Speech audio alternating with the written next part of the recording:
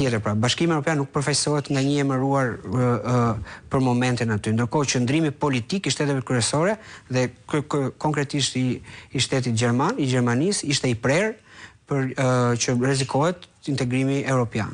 Kështu që sot nëse dikush po rrezikon integrimin evropian dhe këtë radhë është faktike, po ndërkohë dhe Bashkimi Evropian e konsideron si të tillë, është Edi Rama dhe kryeministri i cili duke mos lejuar deputetët të heqë imunitetin ose të autorizoj parlamentin për të hequr imunitetin, e bëri të pamundur kryerjen e hetimeve normale për të goditur korrupsionin e niveleve të lartë dhe keqëqeverisjen.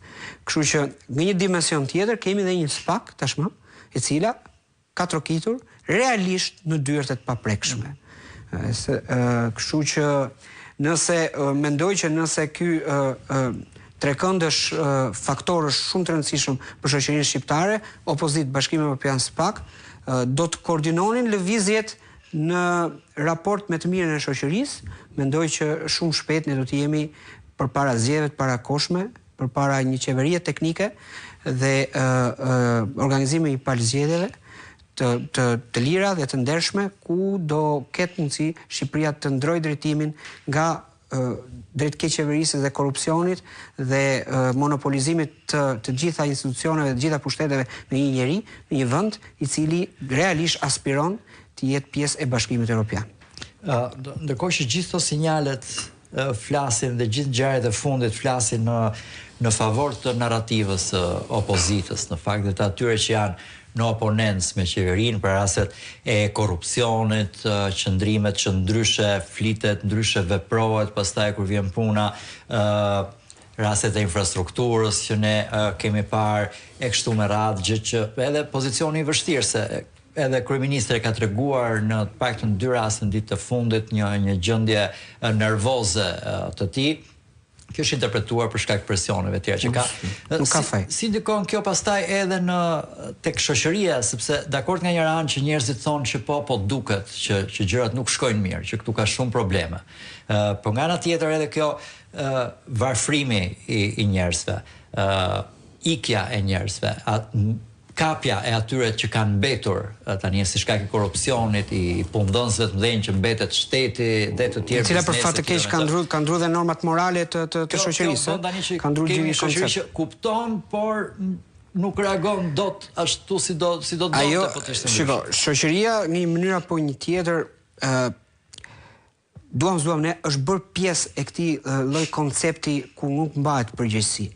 Sepse vlerat morale që ja transferon, domethënë janë disa faktorë, është feja, është qeveria, është politika, i cili në një mënyrë apo i tjetër i transferon shoqërisë vlerat morale, cila është e drejta, cila është e gabuar. Dhe për një periudhë të gjatë, një formë apo një tjetër ka ndruar këto vlera morale. Domethënë, shumë e vështirë sot të konsiderohet e drejta dhe e gabuara. Dhe jo më kot opozita ka patur të vështirë për të ngritur kokën, për të thirrur qytetarët, por e ka mision saj, sa do të vështirë do të jetë. Dhe në këtë aspekt sot është një hap më i mirë se sa të themi disa kohë përpara. E gjitha shoqëria po e kupton që është e mundur që ky i mbi fuqishmi që kontrollonte gjithçka, me sa duket të goditet dhe të rrëzohet.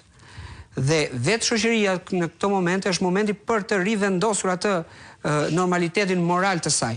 Dhe jo më kot opozita po thret shoqërinë, sepse një element tjetër që duhet kishte të themi shoqëria do të ishin sindikata, do të ishin këto nuk ekzistojnë.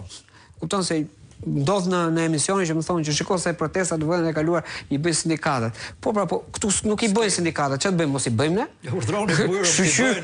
Po pikërisht pra, shqyr që ka akoma institucione që i përkasin shoqërisë, siç është opozita, e cila nuk e lejon domethënë vendin të shkojë drejt monopolizimit të çdo aspekti edhe moral të jetës. Kështu që në këtë aspekt e shoh që shoqërinë të zgjuar.